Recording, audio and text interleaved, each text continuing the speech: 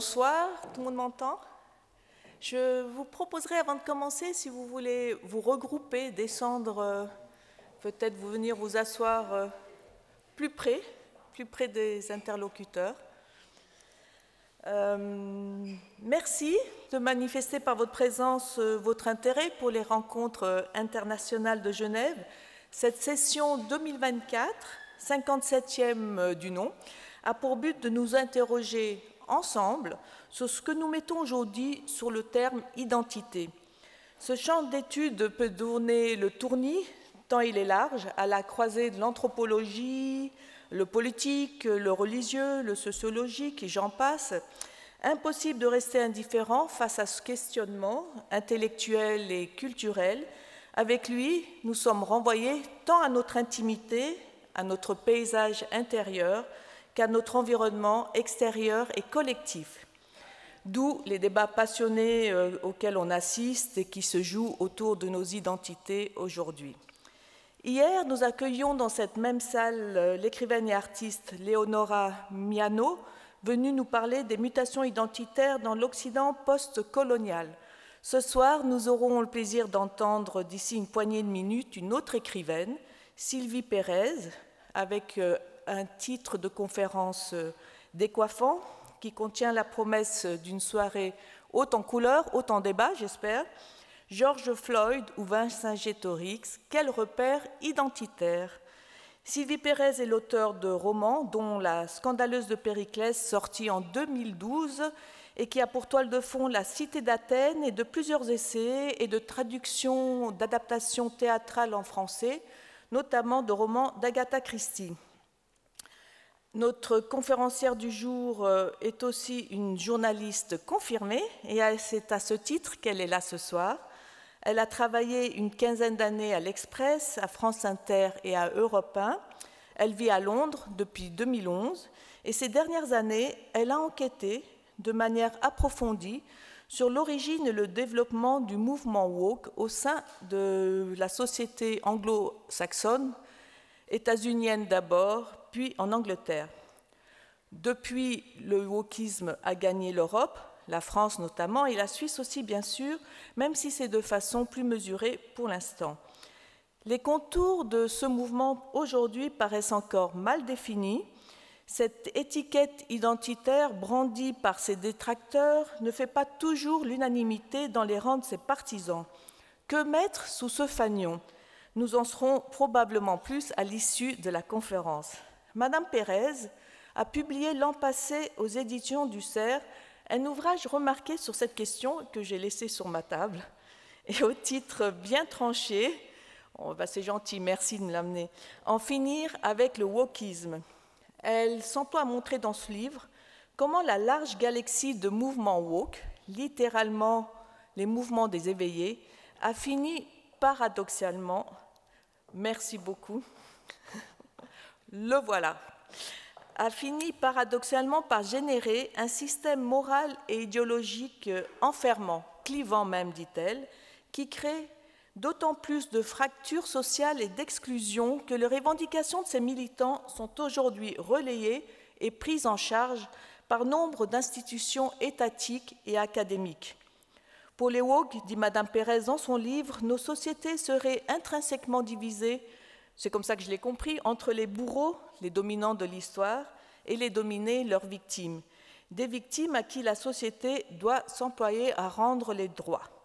Cela signifie qu'un travail d'identification de ces rapports de domination doit au préalable être opéré, puis une purification de ces rapports doit être engagée avec des réparations à la clé. Sylvie Pérez consacre aussi une large part de son enquête à la contre-offensive intellectuelle et politique au wokisme. Au niveau des sources, cet ouvrage est une vraie pépite et je vous conseille d'ailleurs de l'acquérir à la sortie de la conférence à la petite librairie des voyageurs qui tient un stand pour les rencontres internationales de Genève, à la sortie donc. Forte de son expertise, Sylvie Pérez vient nous dire ce soir pourquoi les politiques identitaires occidentales contemporaines issues du wokisme sont un échec à ses yeux, comment elles sont en train de produire de nouvelles mises à l'index, de nouveaux séparatismes, basées sur la couleur de la peau ou l'orientation de genre. Pourtant, ces politiques se veulent émancipatrices. Elles nous promettent plus de cohésion sociale, de tolérance et de justice. Mais trop d'identité tue l'identité, c'est la thèse de notre conférencière. Et avec le culte des identités s'éloigne l'idéal universaliste. Merci, Madame Pérez, de venir partager avec nous ce questionnement sur ce sujet bien sensible. La conférence durera 3/4 d'heure à peu près et sera suivie du traditionnel regard croisé des RIG. Richard Verly, correspondant oblique, bien connu pour avoir été aussi au Temps, le rédacteur adjoint du Temps, grand connaisseur de la France, nous rejoindra. Un temps sera aussi réservé à la fin pour les questions du public. Je vous demande d'applaudir Madame Pérez. Bonne conférence et à tout à l'heure.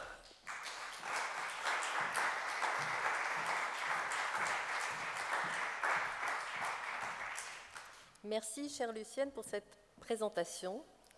Et je voudrais dire d'abord à quel point je suis honorée de parler à cette tribune. Merci aussi, évidemment, à Michel Porret pour cette invitation dans un cadre si prestigieux et autour d'un sujet sur lequel il y a tant à dire.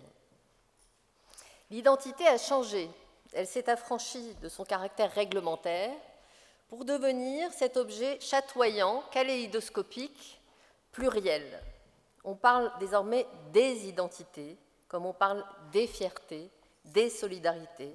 L'acronyme des identités sexuelles, LGBTQIA+, anticipe même, avec son signe plus, l'émergence de catégories nouvelles. Tout est possible, tout est ouvert, les options sont infinies. De quoi pouvait-on encore s'émanciper? De la science. Place au ressenti donc, la sociologie détrône la biologie, la subjectivité supplante l'objectivité. Aujourd'hui homme, demain femme, c'est au choix, au feeling, et l'intendance suivra. Depuis novembre 2016, en France, on peut changer d'identité sexuelle à l'état civil sur simple déclaration. Vous pouvez demander une révision de vos documents d'identité si d'aventure votre sexe social, c'est-à-dire la façon dont vous vous présentez en société, ne correspond plus à votre sexe juridique. Et peu importe ce qu'est devenu votre sexe biologique en cours de route. C'est l'article 61.5 du Code civil français. On peut même mettre son identité en stand-by. Depuis 2013, l'Allemagne offre la possibilité aux parents de ne pas remplir la case du sexe à la naissance de leur enfant, de façon à laisser à celui-ci, plus tard, tout le loisir de choisir son sexe. Et à partir de 2018, un troisième choix, sexe divers, est apparu sur les documents d'identité germaniques. Ni homme, ni femme, c'est-à-dire non-binaire. La nomenclature officielle s'est enrichie. États-Unis, Canada, Australie, Islande, Autriche, Danemark, pas moins d'une quinzaine de pays offrent ainsi une troisième option. Non-binaire, ni homme ni femme, ou les deux à la fois, ou l'un puis l'autre, en toute fluidité. On renseigne alors un X sur son passeport. Comme l'explique Helen Joyce, auteure irlandaise d'un essai sur la question transgenre, l'abolition du sexe comme concept juridique est l'aboutissement logique de l'idéologie du genre. Dans le monde woke, le genre prévaut et détermine le sexe. À ma connaissance, la Suisse ne propose pas encore sur les papiers d'identité de mention de sexe autre que femme ou homme, et ce, malgré les efforts du chanteur Nemo, ambassadeur de la non-binarité, grand vainqueur suisse de l'Eurovision 2024 en mai dernier. Sa chanson, intitulée « Le Code », prônait l'émancipation de toutes sortes de carcans. Il s'agissait de casser les codes, de brouiller les pistes, de s'affranchir de l'étroite définition biologique et dimorphe du sexe chez l'humain.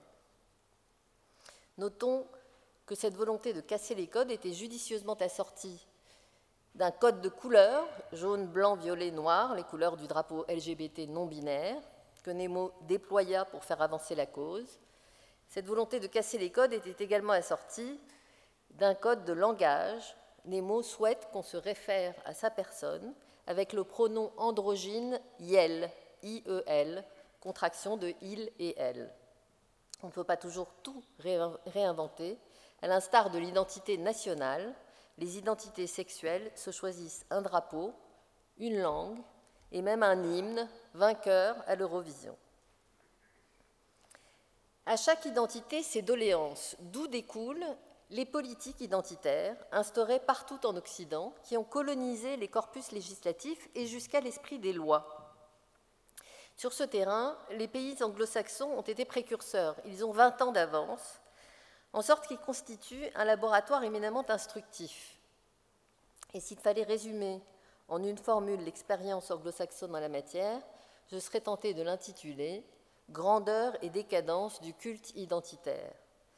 Il se trouve que je vis au Royaume-Uni depuis 2011. J'y ai vu se mettre en place d'abord la sacralisation des identités de sexe, de race, de genre, d'appartenance ethnique, avec l'intention affichée de n'oublier personne, puis les dispositions prises pour protéger les catégories de population ainsi définies, et enfin les impasses auxquelles ces mesures ont abouti. Les politiques identitaires, comme le rappelait tout à l'heure Lucienne, promettaient plus de cohésion sociale, plus de tolérance, plus de justice. Elles ont échoué. Je voudrais tenter ici d'expliquer dans quelle mesure et pourquoi. Et je crois qu'on peut affirmer sans grand risque que dans moins d'une décennie, on en aura fini avec cette idéologie.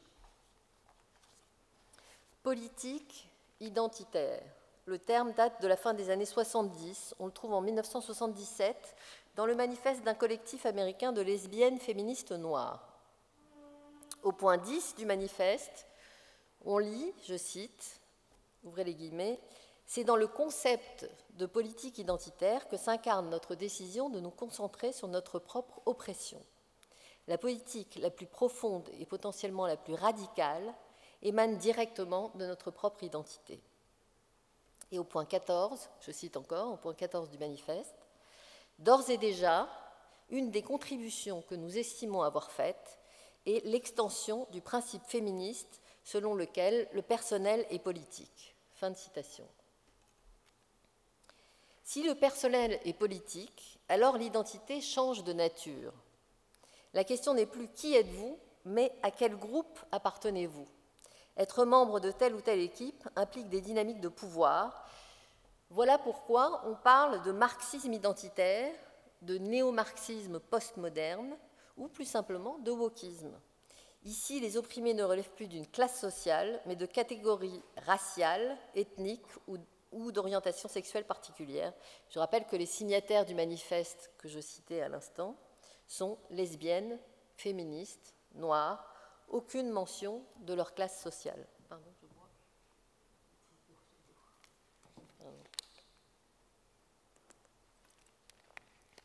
Donc voilà, donc d'autres catégories, on quitte les catégories de classe sociale.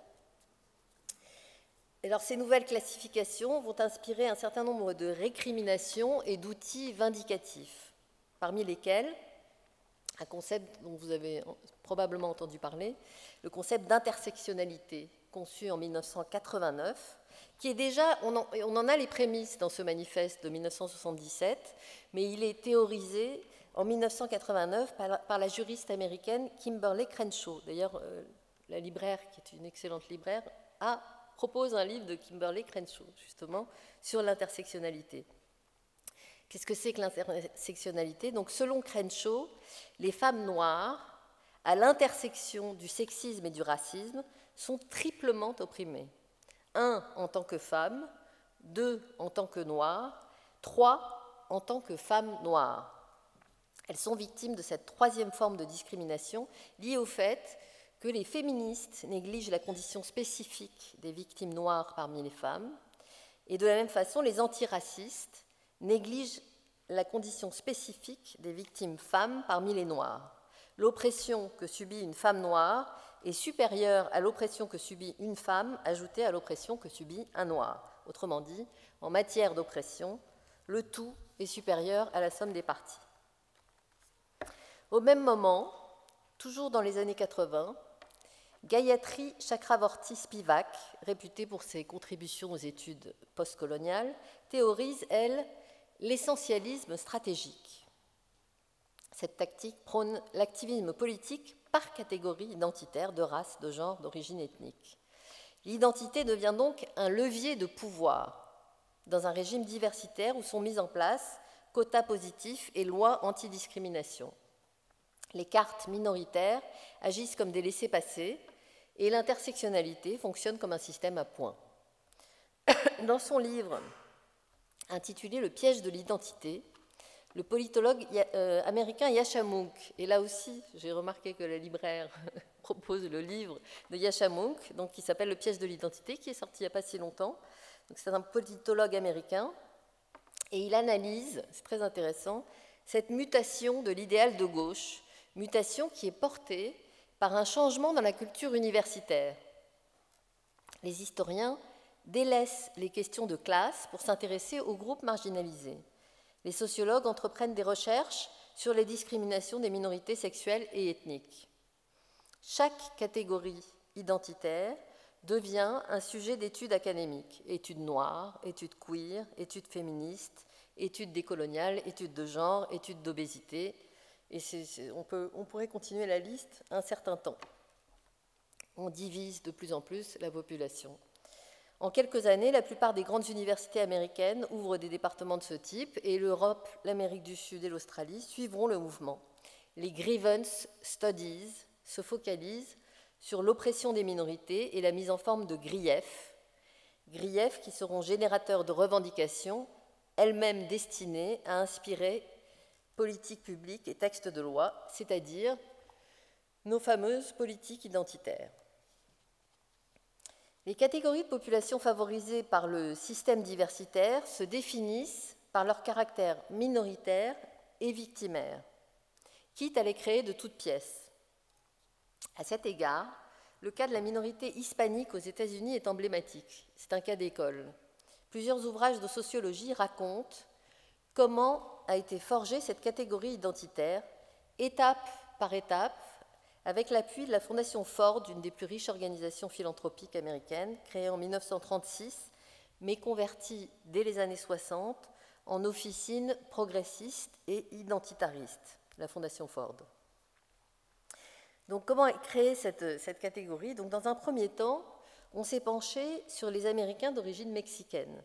Ils sont une minorité, la deuxième plus importante minorité du pays, aux États-Unis, comme le souligne le titre d'une étude menée en 1966 par des chercheurs de UCLA, l'Université de Californie à Los Angeles. Pour mener leurs travaux, les chercheurs ont reçu plus d'un demi-million de dollars, 650 000 $ exactement. Les fonds proviennent de la Fondation Ford. L'objectif de l'étude de UCLA est le suivant: chercher dans quelle mesure la condition des Américains d'origine mexicaine pourrait être comparable à celle des Noirs américains. En un mot, les hispaniques sont-ils une minorité raciale opprimée? Si oui, ce statut les rendrait éligibles à la discrimination positive et autres avantages proposés par l'État-providence, notamment dans le cadre du programme de grande société de Lyndon Johnson à l'époque. Et le Parti démocrate pourrait ainsi fidéliser cette clientèle. Hélas, l'enquête de terrain n'apporte pas les résultats escomptés. Les Américains d'origine mexicaine qui sont interrogés montrent, pour la majorité d'entre eux, une posture assimilationniste. Pour commencer, ils réfutent l'idée d'appartenir à une minorité raciale, ils se considèrent comme blancs. Ils nient être victimes de discrimination. Ceux qui souffrent de difficultés économiques les attribuent à leurs échecs personnels plutôt qu'au système. Ils valorisent la responsabilité individuelle. Et pour finir, ils ne se voient pas comme faisant partie d'un grand ensemble hispanique qui regrouperait tous les immigrés et descendants d'immigrés d'Amérique centrale et du Sud. Conclusion, la réalité ne colle pas avec le projet politique. Agréger les Américains hispanophones en une grande coalition politique victimisée n'a pas de fondement sociologique. Alors on va s'y prendre autrement et recourir à un instrument politique. En 1968, la Fondation Ford verse encore 630 000 $ à un trio d'activistes chargés de mettre en place une organisation de défense des droits civiques des Latinos, à l'image de celle qui existe pour les Noirs, comme la célèbre Association nationale pour l'avancement des gens de couleur, la NAACP. la nouvelle organisation de défense des droits civiques des hispaniques est baptisée la Raza, qui veut dire la race en espagnol. Le message est transparent, il s'agit de racialiser et de victimiser les hispaniques. Et à partir de là, le projet va porter ses fruits. En 1975, une loi fédérale, Public Law 94-311, promet d'améliorer la condition des citoyens originaires d'Amérique centrale et du Sud.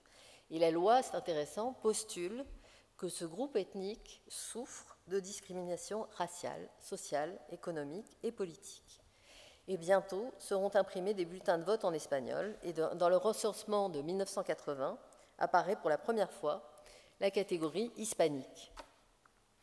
Donc vous voyez qu'en l'espace de 2 décennies, les hispaniques sont devenus un groupe minoritaire opprimé, reconnu par l'État, et par la même occasion, une clientèle politique circonscrite et manipulable.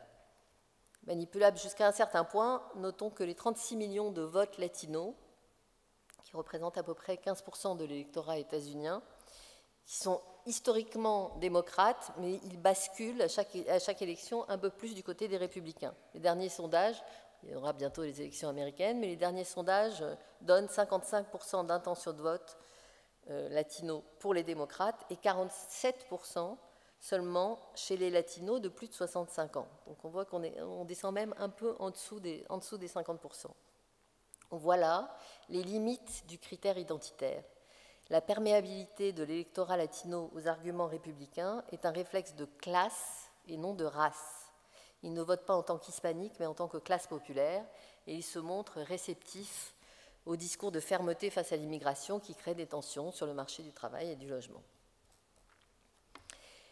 Alors, pour revenir au sujet de mon livre, la question de l'identité est au cœur, et c'est pour ça que j'ai été ravie d'être invitée dans ce thème, la question de l'identité est au cœur de l'idéologie woke.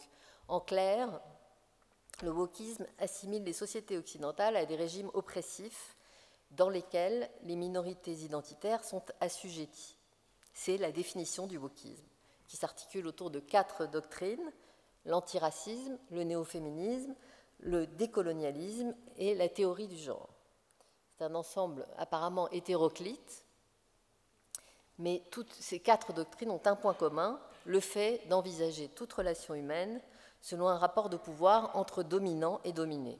L'antiracisme postule que les Noirs sont maltraités par les Blancs, le néo-féminisme considère que les femmes sont opprimées par les hommes, le décolonialisme part du principe que les minorités ethniques sont brimées par les ex-colonisateurs, le transgenrisme considère que les transgenres sont marginalisés dans une société qui veut leur imposer une définition biologique et binaire du sexe chez l'humain. Ce 4e front, la lutte contre la transphobie, est effectivement l'ultime croisade identitaire, chronologiquement on s'entend. Mais est-ce le dernier combat? Est-ce le combat de trop qui va détricoter l'ensemble de l'édifice? La question se pose. Vous aurez remarqué que transgenrisme et féminisme ne font pas bon ménage. Le mot femme est devenu subversif. Dire qu'une femme est un individu adulte équipé de chromosomes sexuels XX, cette définition est transphobe. La définition a changé. Désormais, être une femme, c'est une question de ressenti, et qu'importe la biologie. Si un homme se sent femme, il est une femme. En vertu de quoi, il faut ouvrir aux hommes qui le souhaitent les compétitions sportives féminines, les prisons pour femmes, les refuges pour femmes battues. Au point que le féminisme dernier cri, je vous parle de celui qu'on enseigne aujourd'hui à l'université, se doit d'être transinclusif. Il est de rigueur de défendre les droits des transfemmes, c'est-à-dire les hommes qui se sentent femmes. Or, ces droits sont incompatibles avec les droits des femmes, ce qui veut dire que le féminisme nouvelle vague se doit de se désintéresser des droits des femmes. Pourquoi ? Parce que l'approche woke, oppresseur-opprimé, a placé les transgenres au sommet de la pyramide des déshérités, au-dessus des femmes. En conséquence de quoi, le transgenrisme bafoue le féminisme historique et on voit se manifester un nouveau type de misogynie, d'une violence inouïe, notamment dans les pays anglo-saxons, peut-être un peu moins chez nous, et encore. Les féministes de la vieille école subissent les foudres de la cancel culture. On pense à Sylviane Agacinski, Elisabeth Badinter, ou chez les plus jeunes, Marguerite Stern et Dora Muto, je ne sais pas si vous avez entendu parler, qui sont auteurs de Transmania, et dont les conférences sont chahutées quand elles ne sont pas annulées. Et du reste, je crois qu'il y a 2 jours, des activistes ont mis le feu à l'endroit où elles devaient donner une conférence, risquant un feu qui se propagerait dans tout le quartier. Enfin, donc elles sont très très malmenées parce qu'elles sont critiques du genre. Ce sont des féministes critiques du genre. Donc on voit bien qu'il y a deux mouvements qui là s'opposent et qui pourtant, au départ, ce sont 2 catégories de population qui sont protégées par le wokisme. Dans le monde anglo-saxon, les féministes première vague sont agressées, poursuivies en justice pour transphobie. L'auteur d'Harry Potter, J.K. Rowling, une femme de gauche, membre donatrice du Parti travailliste britannique, proche de Gordon Brown, et depuis des années, je pense que tout le monde en a entendu parler maintenant, elle est depuis des années agressée et persécutée par les transactivistes. Elle est traitée de prostituée, menacée de viol, menacée de mort, simplement pour avoir affirmé qu'un homme n'est pas une femme. Et J.K. Rowling mène cette croisade avec pas mal de courage, il faut bien le dire. Enfin, on a demandé à ses éditeurs, on a brûlé ses livres, enfin, ça a pris des dimensions incroyables.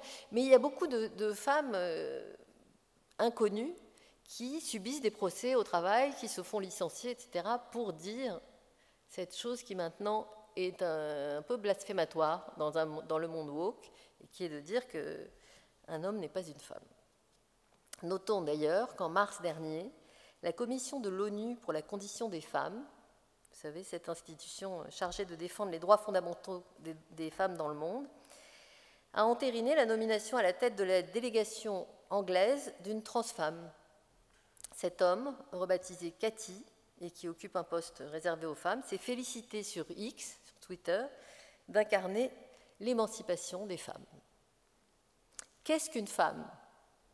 Question piège s'il en est.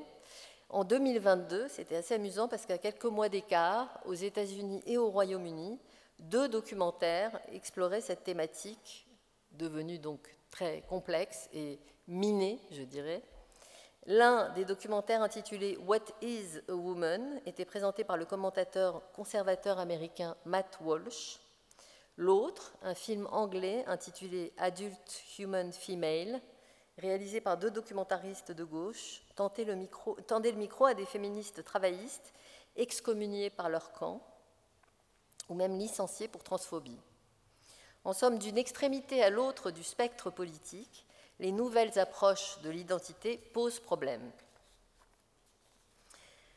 Maintenant, si on se penche du côté des marches des fiertés, on s'aperçoit que l'œcuménisme des débuts se grippe. Plusieurs associations de lesbiennes, gays et bisexuelles se désolidarisent du mouvement LGBT. On peut citer LGB Alliance en Grande-Bretagne ou Gays Against Groomers aux États-Unis. Contre toute attente, le mouvement de défense des minorités sexuelles est aujourd'hui accusé d'homophobie. Alors il y a plusieurs raisons à ça. D'une part, les transgenres redéfinissent l'homosexualité. Ce n'est plus l'attirance pour le même sexe, mais l'attirance pour le même genre. En sorte que quand une lesbienne se refuse à un homme qui se sent femme, pour des raisons qu'on peut concevoir, elle est accusée de transphobie et traitée comme une hérétique. Conséquence, lesbiennes et homos préfèrent prendre le large et scinder l'alphabet minoritaire, les LGB d'un côté, les T de l'autre. Une autre raison plus grave sous-tend ce schisme, elle est liée à ce qu'on appelle la transition de genre. Le transgenrisme prône le changement de sexe pour les garçons efféminés ou les petites filles viriles, c'est-à-dire les garçons manqués. Il les convainc d'entreprendre des traitements hormonaux, bloqueurs de puberté et hormones croisées, voire des chirurgies de changement de sexe. Or, on sait que cette médecine du genre provoque des effets secondaires terribles, altération du développement cérébral, ostéoporose, stérilité, effondrement de la libido. Parmi les patients de la plus grande clinique du genre pour mineurs en Angleterre, 68% des jeunes filles étaient lesbiennes et 42% des jeunes hommes étaient gays. Autrement dit, le diagnostic de dysphorie de genre chez les mineurs, la dysphorie de genre, c'est-à-dire cette inadéquation éprouvée par un individu entre son identité sexuelle et son sexe biologique, donc le diagnostic de dysphorie de genre, cache souvent une homosexualité qui s'exprimera et sera vécue sereinement post-adolescence, à condition de ne pas mettre l'enfant sous hormones artificielles. Les associations homosexuelles reprochent au mouvement transgenre de stériliser les jeunes gays et lesbiennes. Et d'ailleurs, il y avait eu une interview de l'acteur homosexuel Rupert Everett. Il racontait dans la presse qu'enfant, il adorait les robes et qu'il rêvait d'être une fille, mais que par la suite, il n'a plus jamais exprimé le désir d'appartenir à l'autre sexe. Et il se félicitait d'être né en 1959, avant la théorie du genre, sans quoi on m'aurait mis sous hormones, expliquait-il. Excusez-moi, je vais m'interrompre.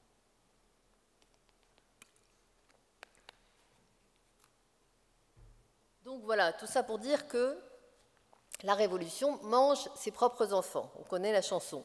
Donc les politiques identitaires s'en sont d'abord pris aux hommes au titre de la masculinité toxique, puis elles s'en pris aux femmes pour lutter contre l'oppression des transfemmes, ces hommes qui se sentent femmes. Les politiques identitaires s'en sont pris à l'hétérosexualité, modèle jugé excluant pour les homosexuels, puis elles s'en sont pris à l'homosexualité, modèle jugé excluant pour les transgenres. Donc c'est bien ça, la Révolution mange ses propres enfants. En effet, les homosexuels sont cisgenres. Ça aussi, c'est un mot nouveau du lexique identitaire. Les homosexuels sont cisgenres, c'est-à-dire que leur sexe biologique est en conformité avec leur ressenti. Les gays se considèrent comme des hommes et les lesbiennes se considèrent comme des femmes.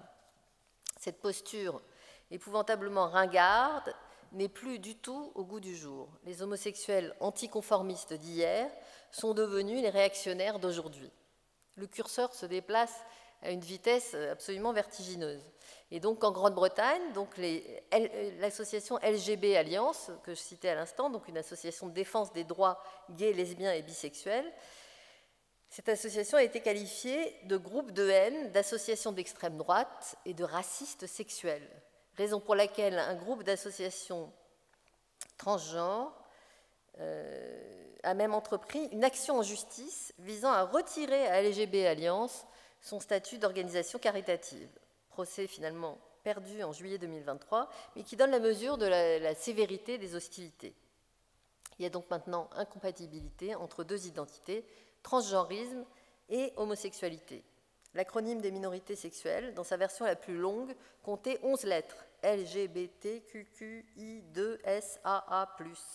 Cet émiettement identitaire s'avère peu propice à l'union.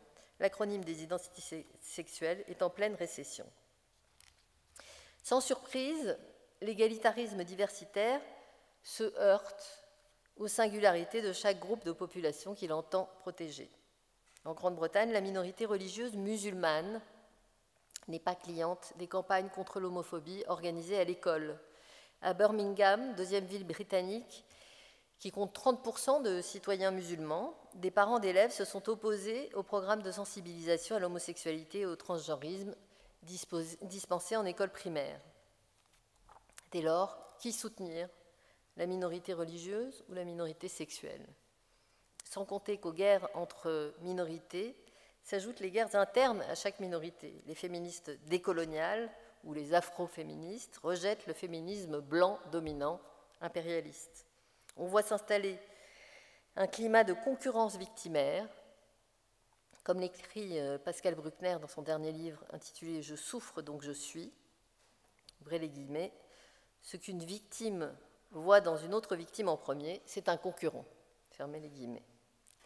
L'idéologie victimaire est nécessairement clivante et nuisible à la cohésion sociale. Alors, quel repère identitaire, George Floyd ou Vercingétorix? L'identité nationale unit les populations autour d'une culture et d'un récit historique. Elle suppose d'embrasser des références communes. A contrario, les identités de race, de genre, d'orientation sexuelle divisent les populations. On va s'enorgueillir de ces différences plutôt que de valoriser un héritage commun. Don't divide us. En français, ne nous divisez pas. Ça, c'est le nom d'une association britannique fondée en 2020 au lendemain de la mort de George Floyd à Minneapolis. Vous vous souvenez sans doute de cet épisode, puisqu'il y a eu des manifestations monstres dans 60 pays sur les 3 continents. Enfin, ça a été un événement considérable. Donc, au moment de ces manifestations monstres organisées par le mouvement Black Lives Matter et qui condamnaient le racisme systémique et mettaient la couleur de peau au centre du débat public, 40 personnalités britanniques de toutes origines ethniques se sont fédérées afin d'éteindre l'incendie racial. Ces gens-là étaient préoccupés précisément par la menace que fait peser le racialisme contemporain sur la cohésion sociale. L'association Don't Divide Us se réfère à une approche universaliste de la question raciale, selon laquelle, comme le disait Martin Luther King, la valeur d'une personne tient à son caractère et non à sa couleur de peau. L'antiracisme contemporain, ou théorie critique raciale, résonne différemment. Il n'est plus question de condamner le racisme comme une doctrine de hiérarchisation des individus selon leur race, mais de condamner le racisme systémique, le racisme inconscient, enquisté dans la mentalité de l'homme blanc occidental. Selon la nouvelle définition, être raciste, c'est refuser d'admettre qu'on l'est. Raisonnement circulaire dont il est bien difficile de sortir indemne. Alors le racisme systémique existe-t-il ? Resituons-nous une fois de plus en 2020, au lendemain des manifestations Black Lives Matter. À ce moment-là, le gouvernement britannique nomme une commission chargée d'évaluer la question. Le racisme systémique existe-t-il ? Donc 10 experts, dont 9 issus de la diversité, sont mandatés pour examiner les disparités raciales dans 4 domaines: éducation, emploi, criminalité, santé, et en analyser les causes. Le rapport sur les disparités raciales et ethniques, rendu au printemps 2021, établit que des inégalités existent, mais sont peu imputables au racisme. Les facteurs géographiques et sociaux, eux, sont déterminants. Pour dire les choses concrètement, si vous voulez, le monde d'un chauffeur de taxi d'origine pakistanaise dans le nord de l'Angleterre se situe à des années-lumière de celui d'un médecin d'origine indienne qui exerce à Londres. De même, la dichotomie noir-blanc n'a pas beaucoup de sens. Pour reprendre l'exemple de la Grande-Bretagne, puisque c'est là que l'étude a été menée, les Noirs d'origine nigériane réussissent extrêmement bien à l'école, beaucoup mieux que les Noirs d'origine jamaïcaine. Donc, quand dans une même classe, vous avez des enfants noirs qui excellent et d'autres qui peinent, on ne peut pas attribuer les cas d'échec scolaire au racisme de l'enseignant. Il est important de chercher les autres raisons de cet échec scolaire pour pouvoir y remédier. Une phrase du rapport a particulièrement retenu l'attention, c'était dans tous les journaux à l'époque: « Notre étude n'a trouvé aucune preuve de racisme systémique ou institutionnel. » Cette phrase a provoqué la colère des woke qui ont traité les membres de la commission de laquais du pouvoir. Ces derniers ont eu droit aux pires insultes: noirs de service, je passe les autres insultes parce que ce n'est pas très joli, et autres amabilités. Tony Sewell, d'origine jamaïcaine, qui dirigeait cette commission gouvernementale, a été comparé à Goebbels, mais pas par n'importe qui, par une femme professeure d'études postcoloniales à Cambridge. Les politiques identitaires reposent sur un malentendu, en ce sens qu'elles confondent disparité et inégalité. Toute disparité de destin est systématiquement imputée à des discriminations racistes ou sexistes. Dans ces conditions, questionner l'analyse racialiste d'une situation est le pire des péchés, et Tony Sewell, qui dirigeait cette commission, était accusé réellement de blasphème diversitaire. Pour tout dire, les politiques identitaires, entraînées dans une spirale jusqu'au boutiste, désespèrent jusqu'à leurs promoteurs. Je cite: « Certains voient dans l'intersectionnalité une théorie universelle qui résoudrait tous nos problèmes, mais ce n'était pas ma vision des choses », a écrit Kimberlé Crenshaw, 30 ans après avoir conçu ce concept d'intersectionnalité. Gayatri Chakravorty Spivak, dont je parlais tout à l'heure, ne cautionne pas la radicalité avec laquelle son idée d'essentialisme stratégique est instrumentalisée par les zélotes des campus. Elle les a qualifiés ni plus ni moins d'ayatollahs de l'identité. Quant à Edward Said, grand prêtre du décolonialisme, universitaire palestinien, porteur d'un passeport américain, il notait dans ses mémoires cette phrase sans appel: « que j'ose espérer nous serons tous ici d'accord pour contester, je cite, « L'identité est un sujet aussi ennuyeux que possible ». L'identitarisme prend ses racines dans un postmodernisme de gauche. Pourtant, quelques 60 ans plus tard, il produit cet effet paradoxal de diviser la gauche et d'unir la droite. À droite, libéraux et conservateurs combattent de concert les politiques identitaires. À gauche, beaucoup, effarés par le tournant néo-progressiste de leur propre camp, se déclarent politiquement orphelins.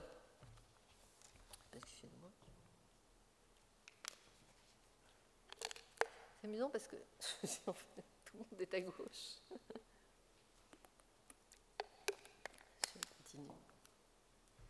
Donc, je donne un exemple de ces problèmes au sein de chaque camp et des gens qui se sentent politiquement orphelins. Un exemple un peu extrême, au printemps dernier, Gillian Michaels, qui est une coach sportive, une célébrité télévisuelle à Los Angeles, expliquait pourquoi elle quittait une Californie devenue trop identitariste à son goût. Elle avait pourtant embrassé toutes les causes progressistes avec plutôt pas mal d'entrain. Alors je la cite. Voilà ce qu'elle a dit. « J'ai grandi ici, je suis une femme homosexuelle, mariée à une autre femme. Ma mère est juive, mon père est arabe, j'ai une fille noire et mon fils est à moitié latino. J'ai en main tous les jokers du jeu de victimologie woke, mais si je m'exile, c'est que c'est allé beaucoup trop loin. Je n'ai pas changé, c'est le monde autour de moi qui a dérivé. Cet État est en train de passer des lois qui dépassent l'entendement.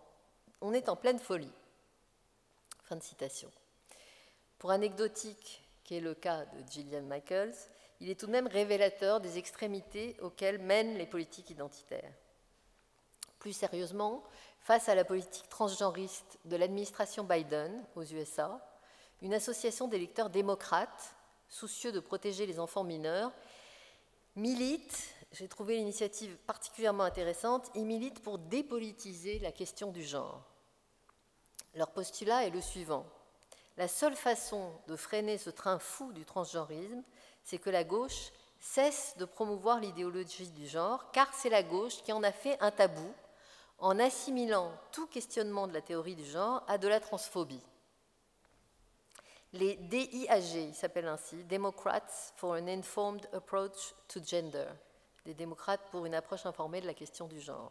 C'est le nom de ce groupe qui fédère enseignants, avocats et professionnels de santé opposés à la médecine du genre appliquée aux mineurs. Donc bloqueurs de puberté, hormones croisées, chirurgie, ces pratiques, et c'est pour ça qu'ils interviennent, c'est que ces pratiques se sont répandues sous prétexte de défendre les droits civiques de la minorité transgenre. On revient à cette instrumentalisation politique. Il s'est opéré un phénomène de politisation d'un problème médical. Selon les derniers chiffres, pour vous donner tout de même une idée de ce phénomène, 6200 jeunes filles transgenres de moins de 18 ans se sont fait couper les seins entre 2017 et 2023 aux États-Unis. Donc ce n'est pas complètement marginal. Et pour la Suisse, j'ai vu le chiffre récemment, l'Office fédéral de la statistique indique que chez les jeunes filles de moins de 24 ans, on est passé d'un cas unique en 2016 à 114 mastectomies en 2021. On ne parle pas de mastectomie pour prévenir ou soigner un cancer, il s'agit de mastectomie, entre guillemets, cosmétique, puisqu'elle vise à changer d'allure. Notons d'ailleurs que sur cette question des enfants transgenres, tous les pays précurseurs en la matière font aujourd'hui marche arrière. Le Royaume-Uni, la Finlande, la Suède, le Danemark privilégient la psychothérapie pour soigner la dysphorie de genre. C'est au cœur de pardon de parler beaucoup de cette question du transgenrisme, mais c'est quand même au cœur de la question de l'identité, de la nouvelle approche de l'identité. Donc ces pays-là maintenant privilégient la psychothérapie, c'est-à-dire que plutôt que d'adapter le corps à l'esprit avec des méthodes médicales invasives, on préfère aider le patient à accepter son corps tel qu'il est. En Angleterre, on a vu le rapport Cass, qui est une étape très importante, qui a mis 2 ans à être rédigé, donc sur la question des mineurs transgenres. Et ce rapport a provoqué la fermeture définitive de la doyenne des cliniques de genre pour mineurs, la clinique Tavistock, qui avait été créée en 1989. Donc ça, c'était la première clinique en Angleterre, la première clinique au monde et qui se trouvait en Angleterre. Il y a un dernier point qu'il nous faut aborder ici. On ne peut pas parler de politique identitaire sans mentionner la bureaucratie DEI. DEI pour diversité, égalité, inclusion. Les départements DEI sont les administrations en charge d'orchestrer les politiques identitaires. Ces départements ont bourgeonné partout, dans les services publics, les institutions culturelles, les entreprises. L'exemple de l'éducation supérieure, puisqu'on est à l'université, l'exemple de l'éducation supérieure est particulièrement édifiant. Je vous propose d'en rappeler les principales étapes. À la fin des années 80, la diversité devient un mot d'ordre. Les universités d'élite s'équipent d'administrations chargées du traitement privilégié des minorités défavorisées. Ces départements DEI vont s'étoffer à l'infini. L'université de Stanford, par exemple, aux États-Unis, salarie 177 employés DEI à plein temps. On met en place des structures de signalement anonyme des propos sexistes, racistes ou transphobes tenus sur les campus. Les départements DEI deviennent omnipotents. On y surveille ce qui se dit, ce qui est étudié, qui est embauché, quels projets de recherche sont dotés. À partir de 2013, on demande aux professeurs de souscrire à des chartes diversitaires. Toute embauche doit s'accompagner d'un engagement personnel en faveur de la diversité. Et alors en 2020, après la mort de George Floyd, qui marque réellement une étape sur toutes ces questions-là, les politiques diversitaires élargissent encore leur mission. On crée des safe spaces, on recense les micro-agressions, on décolonise les cursus. Les étudiants suivent des ateliers diversitaires dès le jour de la rentrée. Et enfin, dernière étape, on crée des diplômes diversitaires. La diversité devient une compétence. Les CV présentant une majeure DEI en plus d'un diplôme de littérature moderne ou de physique quantique passent au-dessus de la pile au moment des embauches. Tout ça est vrai dans le monde anglo-saxon, c'est vrai également dans la francophonie. C'est vrai en France en tout cas. Michel nous précisera probablement où on en est ici. Avec 40 ans de recul, le bilan est catastrophique. Le triptyque DEI relève d'un double langage. La diversité démographique masque un conformisme idéologique. L'égalitarisme s'impose aux dépens de la méritocratie. L'inclusion, sous prétexte de surprotéger les minorités, consiste à exclure les dissidents du régime diversitaire. La bureaucratie DEI contrevient et à la liberté de recherche et à la liberté d'expression. Harvard, par exemple, jusque très récemment, vraiment en première ligne du combat identitaire, se situe, tenez-vous bien, au dernier rang du classement des 251 universités américaines en matière de liberté d'expression. Au dernier rang. Parce que DEI et liberté d'expression sont incompatibles. En s'appuyant sur une forme de chantage émotionnel et un nouveau droit, le droit de se sentir offensé, les nouvelles orthodoxies ont asphyxié l'université et l'ont détournée de sa mission de transmission du savoir. Heureusement, le désastre de ces dernières années suscite aujourd'hui un sursaut. L'ère des politiques identitaires touche à sa fin. Une trentaine d'États américains ont déjà conçu des lois anti-DEI afin de neutraliser les centres névralgiques de ces politiques identitaires. Et vous avez sans doute entendu parler de l'arrêt de la Cour suprême des États-Unis du 29 juin 2023 qui interdit tout bonnement la discrimination positive et les quotas raciaux dans les processus d'admission à l'université. Cet arrêt historique sonne d'une certaine façon la fin de l'impératif diversitaire, non seulement dans les universités, mais très probablement au-delà. En conclusion, je dirais que les passions identitaristes ont mis en lumière un hiatus entre deux visions du monde inconciliables. D'un côté, ceux qui sont attachés à la liberté d'expression et de conscience, l'égalité devant la justice et la méthode scientifique. De l'autre, ceux qui privilégient l'égalité de résultats plutôt que d'opportunités et sont prêts à restreindre la liberté d'expression et à rejeter une part de leur héritage culturel au service d'une utopie égalitariste. Visionnaire, la philosophe Ayn Rand avait anticipé le principe des politiques identitaires dans son roman La Grève. Je la cite. « Que votre échec soit juste ou non, que vos désirs soient rationnels ou non, que votre malheur soit immérité ou le fruit de vos erreurs, le malheur vous donne droit à des récompenses. C'est la souffrance, quelle que soit sa nature et ses causes, la souffrance érigée en absolu primordial qui vous donne une hypothèque sur ce qui existe. » Fin de citation. Et ça c'est un texte des années 50, donc c'est assez visionnaire.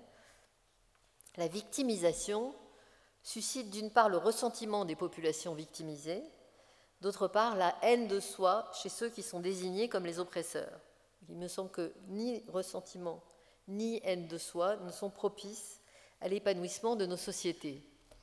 Tony Sewell, l'auteur du rapport sur les disparités ethniques et raciales dont je parlais précédemment, à l'aune d'un examen minutieux des obstacles qui se dressent sur le chemin des différentes minorités de son pays, prône une attitude participative. Il préfère la résilience au victimisme, les encouragements aux consolations. Dans son livre, qui vient de sortir, intitulé « Black Success », il insiste sur l'importance de ce qu'il appelle l'optimisme de l'immigré, générateur d'ambition. Cette attitude conduit à faire le meilleur usage de toutes les opportunités offertes dans une société ouverte. A contrario, la victimisation maintient une sorte de plafond de verre sur des groupes de population que l'on dissuade de tout projet en les convainquant qu'ils ressortissent à une catégorie malchanceuse, voire même damnée. Si dans nos sociétés démocratiques, les difficultés des minorités doivent bien sûr être prises en considération, si bien évidemment il faut tout faire pour y remédier, le sort des populations minoritaires ne peut pas s'envisager au détriment de l'épanouissement du plus grand nombre. Réaffirmer les principes fondateurs de méritocratie et de liberté d'expression dans une optique universaliste qui dépasse les logiques identitaires, voilà quelle est la grande aventure contemporaine. Je vous remercie.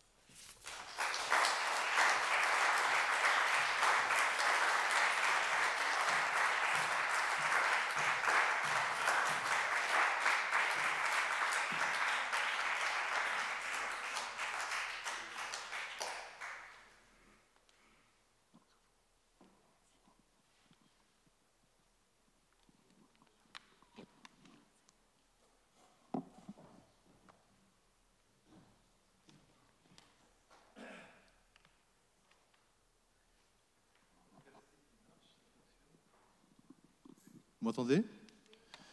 Donc merci Sylvie Pérez pour ce tableau très général qui donne à penser dans les deux directions de la pensée.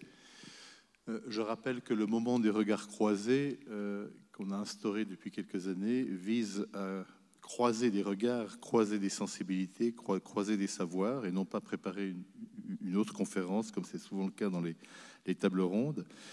Et c'est pour ça que pour discuter avec vous, Sylvie, ce problème, je dirais, on peut reprendre tous les mots-clés que vous avez cités, en gros ce problème d'une réflexion sur les identités ou même maintenant presque les post-identités. C'est pour ça que je remercie beaucoup Richard Verly. Donc on a présenté Richard tout à l'heure, qui est journaliste, vous l'entendez souvent avec, je dirais, sa précision intellectuelle extrêmement impressionnante lorsqu'il discute sur un plateau de télévision, surtout de radio, la situation, la culture politique de la France qu'il connaît très très bien. Donc je le remercie d'être ici, c'est la deuxième fois qu'il vient, c'est un ami des rencontres. Et puis je remercie aussi donc Lucine Bittard, donc, qui a invité Sylvie. Lucine Bittard est aussi journaliste actuellement à une plateforme en fait de presse qui s'appelle cath.ch, qui est un média de web qui est assez intéressant parce que finalement il rassemble et il donne à penser sur l'actualité religieuse dans la société. Elle est politologue de formation et puis elle a été durant très longtemps, disons pas le temps mais vraiment très longtemps, la rédactrice d'un très beau magazine mensuel, je crois. Il était mensuel ou hebdomadaire? Mensuel. Trimestriel. Voilà, semestriel, qui était un très très beau magazine de très haute pensée, édité par les les jésuites à Genève, qui s'appelait Choisir. Et d'ailleurs, dans la revue Choisir, il y a beaucoup de dossiers, d'une façon un peu prémonitoire, qui touchent des éléments éthiques ou sociaux ou politiques qu'on a évoqués ce soir autour, je dirais, du puzzle de la fragmentation, de la tentative d'unifier, la tentative de redéfinir, notamment autour du genre, du sexe, les identités. Donc, je vous remercie d'avoir accepté le jeu. Donc, je ne sais pas qui veut continuer, qui veut commencer à mettre sur la sellette, parce que c'est ça le but, à mettre sur la sellette Sylvie Pérez, qui nous a sur le grill des questions. À vous. Alors, je me lance juste. Alors, d'abord, merci, parce que merci à vous, pour toutes ces informations, pour ces exemples éclairants, pour les divisions des sujets pris par des combats du wokisme en 4 catégories qui nous permettent de bien classifier leurs combats en quelque sorte. Ce qui m'a frappé, au final, comme ça, je me disais, l'identité aujourd'hui se confond finalement avec le ressenti. Le ressenti de la personne qui devient un droit et qui devient son identité qui doit être acceptée et défendue. Mais plus que ça, ça devient une projection, c'est-à-dire l'idée que je me fais de votre identité devient presque aussi réelle que ce que vous pouvez vous classifier. Le langage est vraiment au cœur de l'idéologie woke, la manipulation du langage. Et j'aime bien cette expression qui dit, et qui à mon avis représente bien le wokisme, c'est il faut voir ce que l'on dit et non dire ce que l'on voit. Je ne sais pas si c'est clair. Par exemple, si vous avez un homme qui se sent femme et qui est en face de vous, il faut que vous voyez une femme. Il faut voir ce qu'on dit. Et vous savez, c'est déjà dans Orwell, dans 1984, la liberté, c'est l'esclavage. Cette façon de tordre les mots, je veux dire, l'antiracisme contemporain est un racisme. Il organise de nouvelles ségrégations par race. Donc les mots sont inversés. L'affirmation de genre, c'est la négation du sexe biologique.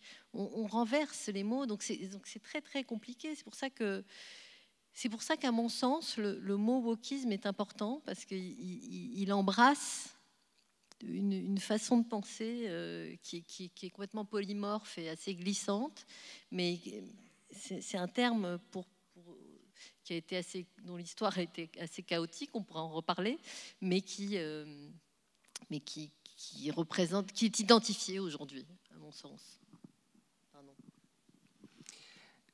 Oui, alors je prendrai peut-être quelques minutes pour apporter 2-3 éléments de commentaires ou de contrepoints par rapport à ce que vous avez développé, mais aussi à ce que vous dites dans le livre que je vous recommande et que j'ai évidemment pris le temps de lire. Alors peut-être quand même, parce que vous avez cité la Suisse à plusieurs reprises, pendant que vous parliez, je me suis permis d'aller sur mon téléphone portable et de regarder ce qu'il en est, ce que nous dit l'Office fédéral de la justice en Suisse de l'inscription du sexe dans le registre d'état civil. Comme ça nous permet de mettre quelque chose de factuel au milieu du débat et qui concerne la Suisse, le pays où nous nous trouvons. Sont enregistrés dans le registre de l'état civil les naissances, les changements de nom, blablabla. À la naissance, chaque enfant doit être annoncé à l'office de l'état civil dans les 3 jours, avec notamment la mention du sexe, pour qu'il puisse être inscrit dans le registre de l'état civil. Le sexe de l'enfant est inscrit tel qu'il est constaté par l'hôpital ou les parents. Je répète, tel qu'il est constaté par l'hôpital ou les parents. Le droit suisse connaît le sexe féminin et le sexe masculin. Voilà. Le sexe inscrit dans le registre de l'état civil détermine si une personne est juridiquement considérée comme un homme ou une femme. Il sert également de base à la délivrance de documents officiels. Et vous avez ensuite, de manière très pédagogique, sur le point 9.2, puis-je faire inscrire comme sexe une mention autre que masculin ou féminin dans le registre de l'état civil? Et la réponse que nous apporte l'Office fédéral de la justice est la suivante. Non, seules les mentions masculin et féminin peuvent être inscrites dans le registre de l'état civil. Il n'est pas permis d'inscrire d'autres désignations, entre parenthèses, par exemple, divers, pour le sexe. Chaque personne doit impérativement choisir, c'est répété à nouveau, entre masculin et féminin. Il n'est pas non plus possible de ne pas inscrire de sexe, c'est-à-dire de laisser vide le champ relatif au sexe. Ça, ce que vous lisez, c'est dans la loi? Absolument, c'est l'Office fédéral de la justice. C'est l'Office fédéral, ouais, c'est ça. Donc, pourquoi je citais ça? Pourquoi je citais ça? C'est parce que vous aviez abordé la Suisse et que vous n'étiez pas tout à fait au fait du droit helvétique, donc je me permets de le dire. Mais je le dis aussi Suisse, pour autre chose. La Suisse tient bon sur la biologie, si l'on peut dire. Je comprends bien. Absolument. Mais je le cite aussi parce que ça alimente une réflexion que je voulais faire. Sommes-nous aujourd'hui, dans nos sociétés démocratiques, diverses, confrontées au communautarisme et à tout ce que l'on sait, sommes-nous tellement fragiles et tellement inquiets qu'on a peur des bouleversements que nous avons devant nous et des bouleversements sociétaux, y compris le wokisme? Ce que je veux dire par là, c'est que je ne peux pas m'empêcher de faire un rapport entre la peur qu'inspire le wokisme et le sentiment de fragilité de nos sociétés. Nous sommes dans une situation, on le voit tous les jours, et on le commande tous les jours, à l'occasion de l'actualité telle qu'elle est. Étant journaliste comme vous, je prête un œil à l'actualité. Grosso modo, nous avons l'impression que nous vivons dans des systèmes fragiles, démocratie menacée, les ingérences, etc., dans des sociétés fragiles, et que nos vies sont fragiles. Et donc cette fragilité généralisée fait que maintenant nous cédons, ou je l'interroge, n'est-ce pas à cause de cette fragilité généralisée que nous cédons à des moments de panique face à des mouvements, par exemple comme le wokisme? Et je vais faire un flashback et je vais me tourner vers les plus âgés de cette salle. Il y en a quelques-uns, ça tombe bien. Donc je vais me tourner, tiens, par exemple, vers Michel.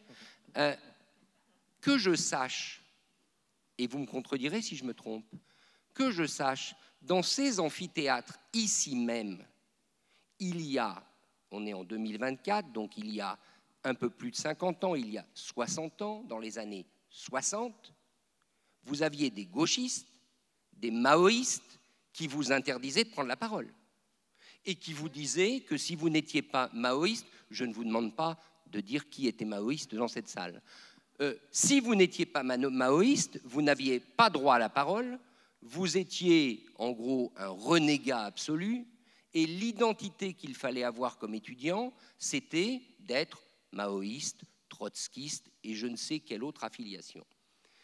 Et je ne peux pas m'empêcher, c'est le premier point que je voulais faire, après j'en ai un deuxième.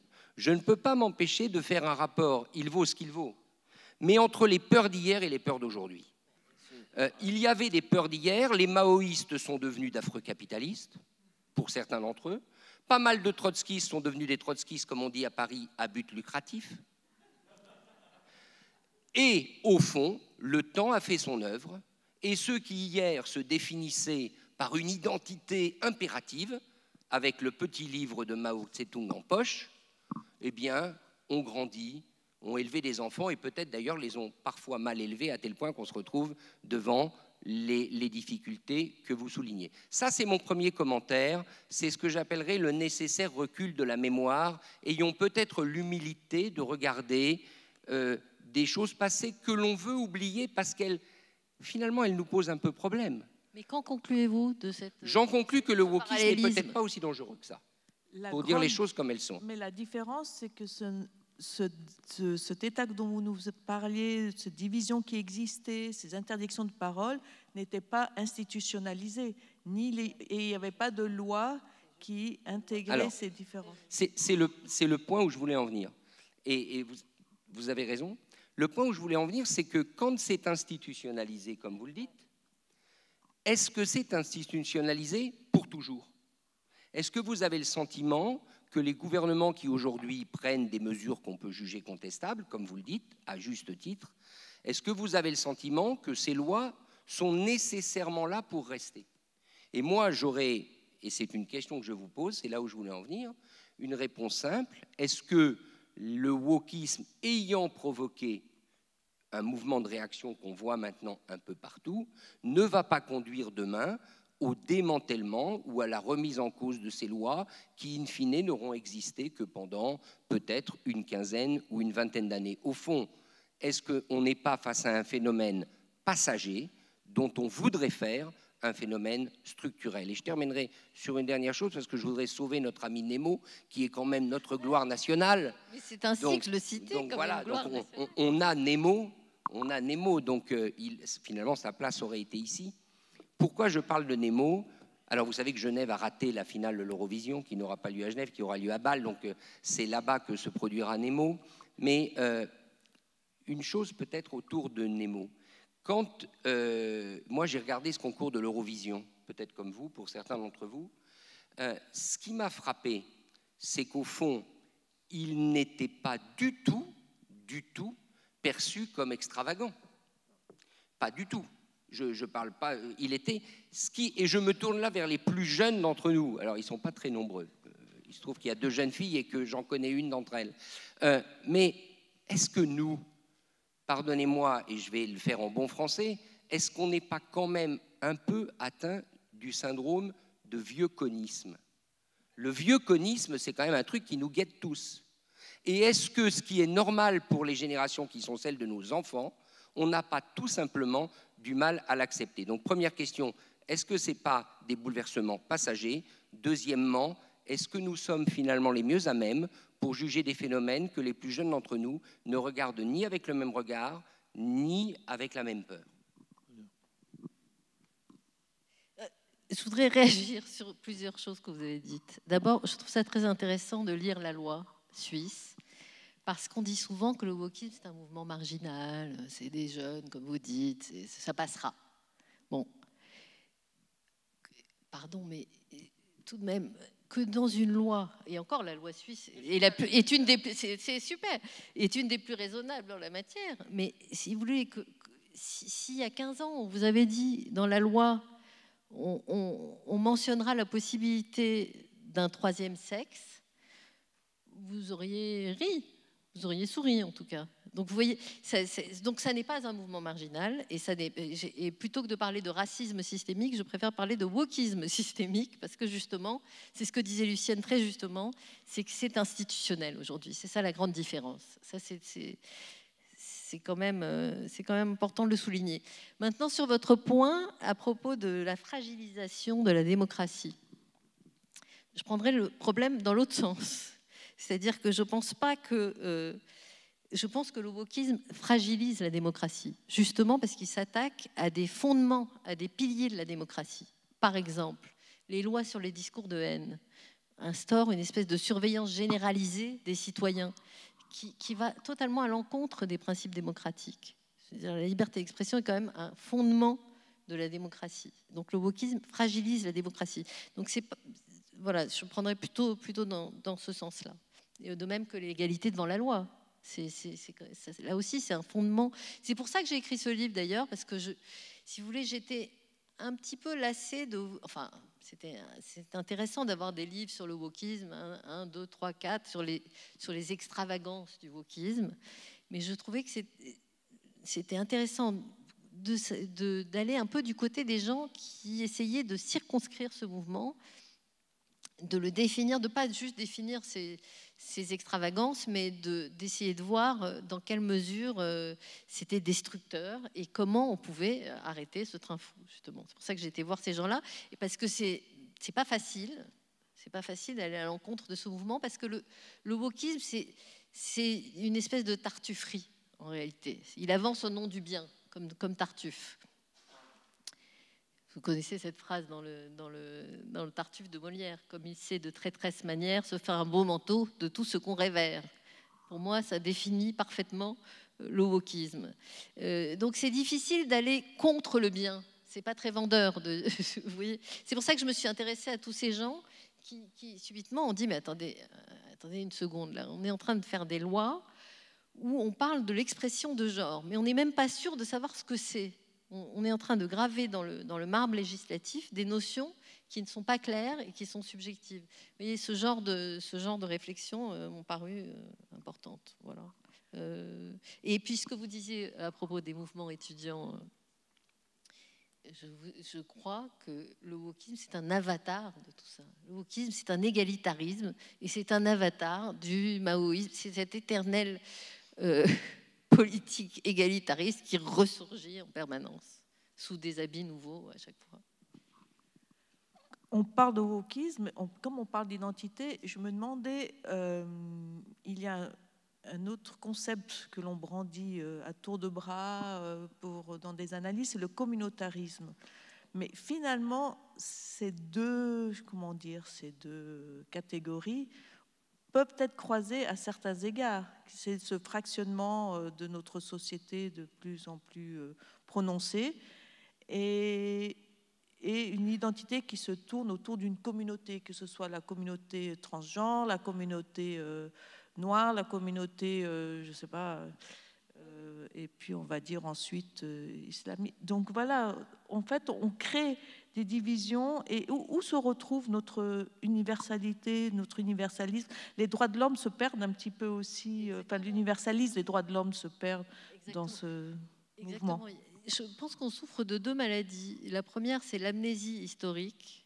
On oublie complètement le passé, ou en tout cas on le réécrit, on le transforme. Et la deuxième, c'est une expression d'un auteur anglais que je trouve très juste, c'est l'hypocondrie politique. C'est-à-dire qu'on s'accuse de tous les maux, racisme, sexisme, etc. Alors que les démocraties occidentales sont les pays qui ont les corpus législatifs les plus protecteurs des droits de l'homme, les plus anti-discrimination. Enfin, il y a l'Equality Act en Angleterre, la loi sur la citoyenneté et l'égalité en France. En France, on a le défenseur des droits, on a la DILCRA, on a vraiment tout un arsenal d'outils pour protéger les minorités, pour s'occuper du plus faible en permanence. Et on ne cesse d'essayer de prouver que nous vivons dans des sociétés terribles et inégalitaires. Et ce dont vous parlez, le communautarisme, il a quand même prospéré sur le multiculturalisme. Ça a été un petit peu ça, le point de départ. Et il y a cet autre auteur anglais qui s'appelle Eric Kaufmann qui parle de multiculturalisme asymétrique. C'est-à-dire que l'éloge des minorités exogènes s'accompagne du mépris des majorités, de la majorité du pays.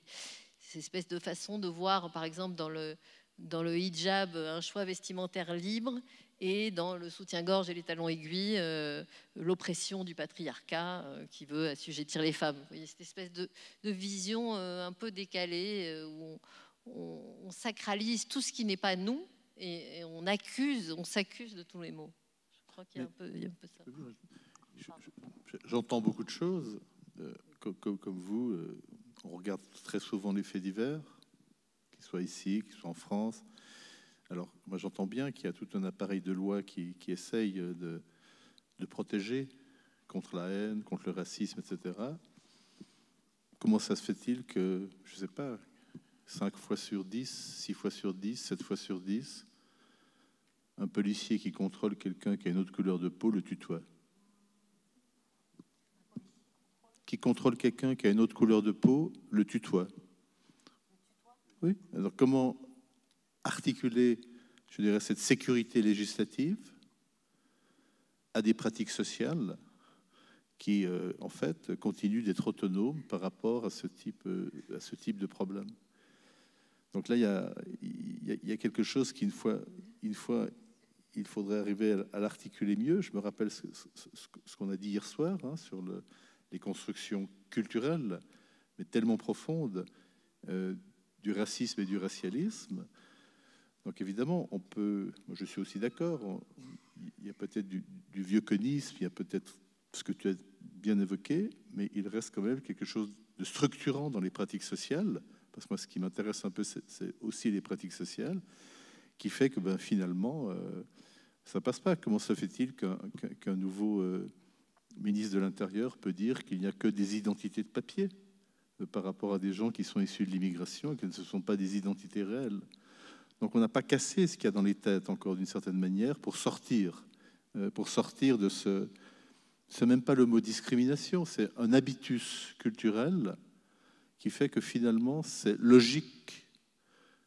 Je ne veux pas dire que c'est c'est à 100%, mais il y a quand même un reliquat extrêmement fort de ce type de discours, de pratiques qui se permettent finalement de dire des choses comme ça. Alors comment le corriger? Qu'est-ce que vous voulez dire exactement Pardon? de Je veux quel dire genre que le racisme, c'est pas... sociale, Pardon? de quelle pratique sociale vous parlez exactement? Par exemple, le délit de faciès, par exemple, tout ce qu'on voit en permanence dans les faits divers, que ce soit des faits divers en Europe ou des faits divers aux États-Unis. Le wokisme va certainement reculer aux États-Unis. Dans certaines villes des États-Unis, un noir, il est dans la condition sociale de susciter une pratique sociale répressive qui est différente que celle d'un blanc. Alors comment penser ça? Et comment penser ça pour sortir d'une espèce d'idéalisme en disant tout le monde va pouvoir s'aimer un jour et les choses iront mieux? J'y crois pas à ça. Moi, je ne crois pas non plus que le racialisme soit une bonne solution.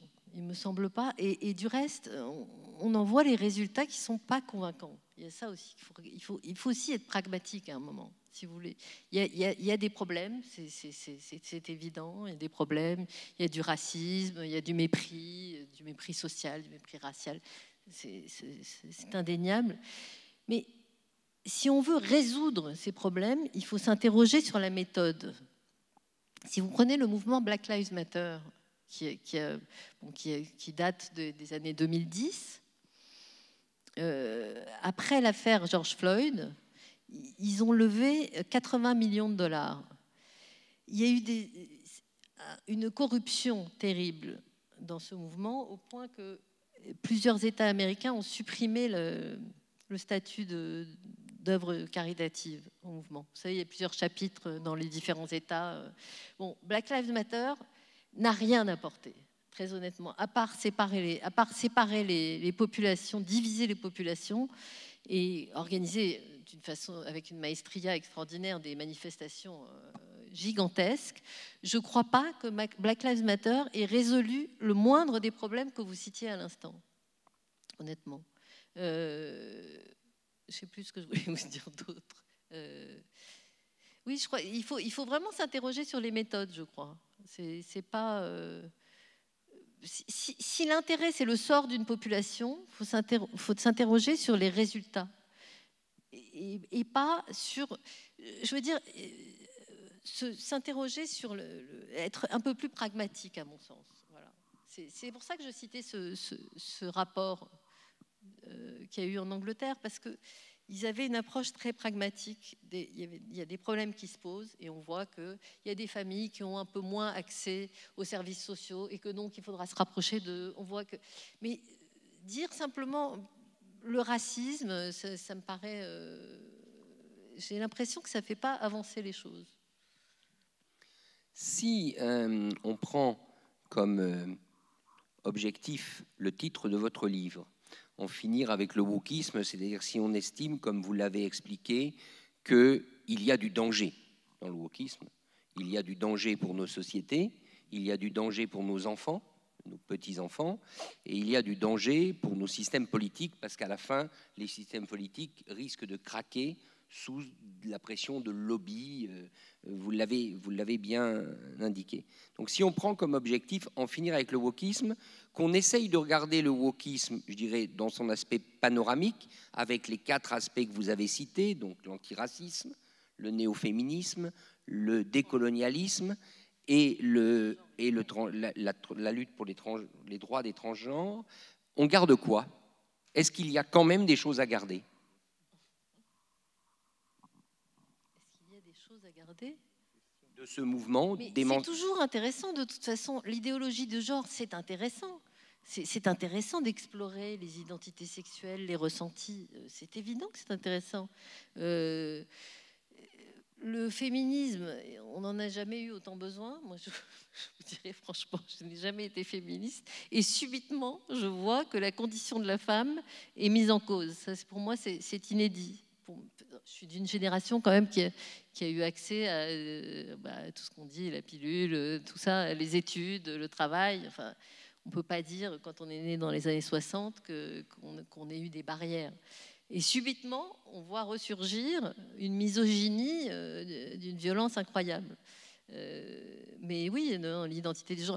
Et le racisme, c'est évident que c'est les choses les plus hideuses qui soient. Et c'est d'ailleurs, il y a cet auteur, McWhorter, je ne sais pas si vous avez entendu parler, c'est un linguiste, professeur à Columbia, qui a écrit un livre sur la religion woke. Et il explique justement qu'il y a plusieurs vagues de l'antiracisme. La première vague, c'est la fin de la ségrégation. C'est les lois sur les droits civiques. Et sur le plan législatif, on met le racisme hors de la légalité. Et puis, il y a une deuxième vague qui en fait un interdit moral, quoi. La population considère que c'est insupportable, le racisme. Et il considère que la nouvelle vague de l'antiracisme est un retour en arrière, en fait. Et il condamne ça. Et vous avez beaucoup d'auteurs noirs qui sont catastrophés par le nouvel antiracisme, cette façon paternaliste de s'occuper des Noirs comme s'ils n'avaient pas d'autonomie de pensée, comme si d'abord ils pensaient tous pareil, comme s'ils avaient tous les mêmes problèmes, et ils sont relativement contre. Vous avez Glenn Loury qui est économiste, tous ces gens sont farouchement opposés à cette façon de résoudre les problèmes de la communauté noire. Pour noter, est-ce qu'il y a quelques personnes dans la salle qui aimeraient J'ai le micro. Dialoguer avec Sylvie Pérez?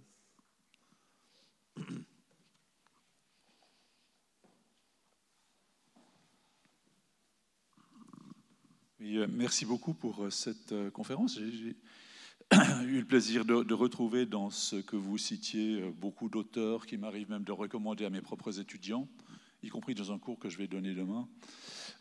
Et j'avais quand même une question qui me tarabuse depuis longtemps par rapport à la notion d'intersectionnalité, dont beaucoup de monde font grand cas. Or, font grand cas de ce concept d'intersectionnalité dû à Kimberly Crenshaw. Mais d'un point de vue de sciences sociales et humaines quantitatives, c'est une banalité absolue. Pourquoi? Parce que ça fait des décennies qu'on emploie ce qu'on appelle des termes d'interaction quand on fait des analyses multivariées dans lesquelles, parmi les variables indépendantes, on va non seulement modéliser, mais prendre en compte, mesurer l'effet de la co-occurrence de deux, quelquefois plus que deux, mais essentiellement de deux caractéristiques. Par exemple, quand il s'agit d'expliquer des revenus, quand il s'agit d'expliquer des différentiels de revenus, d'expliquer la participation, la non-participation à certaines activités sociales, politiques, économiques ou autres, c'est un truc qui est d'une banalité totale. Alors moi, ce qui m'interpelle, c'est comment se fait-il que ce concept d'une telle banalité, connue, et on l'enseigne à des étudiants depuis longtemps, comment se fait-il que ça ait fait florès à ce point, que ça bénéficie d'une telle aura, alors que franchement, il n'y a pas grand-chose de neuf? Alors, on peut se poser la question de pourquoi. Il y a 5 ans, dans cette salle même, nous recevions Steven Pinker, et à qui j'avais posé pas tout à fait la même question, et puis il a répondu plus poliment que je ne fais. Il a dit « mais c'est de la complaisance ». C'est la complaisance avec laquelle on accueille certaines choses comme si c'était des grandes découvertes, comme si c'était des avancées intellectuelles majeures, alors qu'elles n'en sont pas. Et ceci m'amène à la question suivante. Donc, quelle est l'origine de à mon avis, cette popularité, à mon avis, imméritée? Mais comment est-ce que, et ça rejoint peut-être un peu ce que disait Eric Verly tout à l'heure, hein, comment est-ce qu'on va pouvoir en ressortir? Comment est-ce qu'on va pouvoir dépasser certaines justement, une complaisance, une vision confite en dévotion devant certains principes. Comment est-ce qu'on va le faire? Alors, j'avais posé la question à Pinker qui avait dit, dans une université, méfiez-vous de vos administrateurs. Est-ce que c'est la seule réponse ou est-ce qu'on a autre chose à faire? Merci. Très juste, oui. C'est une des grandes bagarres qu'il y a aux États-Unis en ce moment, c'est d'essayer de se débarrasser de cette bureaucratie. La bureaucratie, en général, a tendance à augmenter plutôt qu'à diminuer. Et ça, c'est une bureaucratie qui surveille, qui n'est pas propice à la liberté académique, ça c'est certain. Mais sinon, pour la raison du succès de ces théories, c'est effectivement cette espèce de tabou racial qui date des années 60, où on a, si vous voulez, je pense qu'on est arrivé à un stade où personne n'a envie d'être traité de raciste. C'est quelque chose de très désagréable. Donc, il s'est mis en place une sorte de tabou qui fait qu'il y a tout un tas de sujets qu'on ne peut plus discuter et que ceux qui traitent de ces oppressions raciales sont un petit peu sanctifiés et sont... oui, on leur donne peut-être un peu trop d'importance. Vous connaissez peut-être l'auteur Ibram X. Kendi.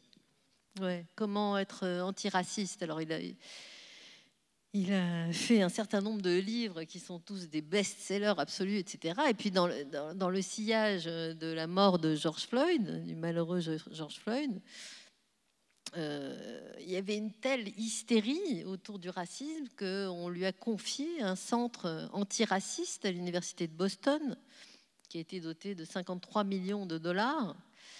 Ça, c'était donc en 2020. Et vous êtes au courant, Michel? C'est bien pour les sciences sociales qui sont plutôt... Ouais, mais le problème, c'est que le centre est maintenant en faillite. Il est accusé de malversation, etc. Enfin, tout ça a très mal fini. Et voilà, bon, c'est que prendre les sujets comme ça de façon dogmatique, c'est pas toujours la meilleure façon d'avancer, à mon avis, sur un sujet. Je me glisse au milieu des questions. J'avais une question sur est-ce que finalement le wokisme n'est pas aussi le produit des réseaux sociaux, d'une individualisation maximale de la manière dont on s'informe? Enfin, je vais pas revenir, on est tous à l'épreuve de ça. Est-ce qu'au fond, il n'y a pas eu là un accélérateur technologique extraordinaire? S'il n'y avait pas eu, je sais que c'est pas facile de s'abstraire de la réalité, mais le wokisme en tant que mouvement, en tant que vague qui submerge toutes les universités, aurait-il eu un tel avenir si nous n'étions pas à l'ère de l'Internet et des réseaux sociaux? Mais vous savez, c'est ce qu'on disait tout à l'heure sur toutes ces théories politiques qui ressurgissent régulièrement et qui en réalité sont les mêmes choses avec un phoné, quoi. Enfin, c'est les mêmes théories d'oppression dont se parlait monsieur, l'intersectionnalité, que ça existait avant, c'est une vision des choses. Et c'est une anecdote, mais il y a une pièce d'Anouilh qui s'appelle La Culotte, qui date des années 60, je crois que c'est fin des années 60, et qui était montée à Paris là, récemment, qui était au théâtre Montparnasse, et c'était MeToo. On avait l'impression que Anouilh était sorti de sa tombe pour décrire notre monde, parce qu'en fait, c'est une espèce de comédie avec un syndicat de femmes qui punissent les hommes, etc. Enfin, c'était très, très parallèle. Je dis ça parce que c'est vraiment... En fait, c'est souvent très similaire, quoi. Ce qu'on appelle le wokisme, on a l'impression que c'est un truc très nouveau, très contemporain et tout. Il me semble que non. Y a-t-il encore une intervention, une question, une remarque? Notamment les rapports entre le wokisme, le biologique, la médecine, etc. Oui?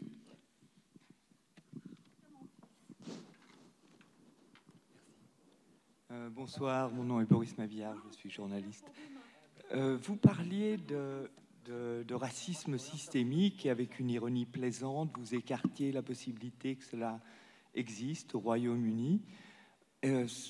Qu'en est-il du pays où le concept est né, les États-Unis? N'y a-t-il pas là-bas un racisme systémique, sinon institutionnel? Ce sera ma première question. On peut la prolonger avec la France. Ma deuxième question, c'est... je vois mal ce qu'est le wokisme. Je rencontre peu de gens autour de moi qui se disent woke. Est-ce un mouvement qui est apparu dans la bouche de ses détracteurs, ou est-ce que c'est un mouvement dont les partisans se revendiquent? Et quelle est la genèse précise?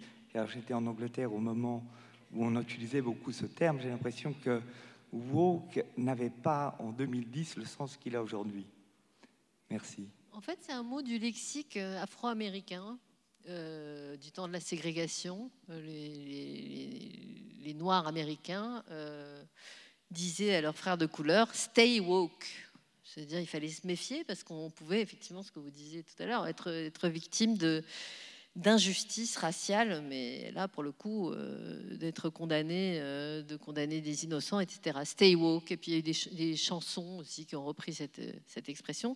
Et puis, le terme a eu une seconde vie au XXIe siècle, donc, notamment en 2014, quand Black Lives Matter a lancé le mot dièse Stay woke.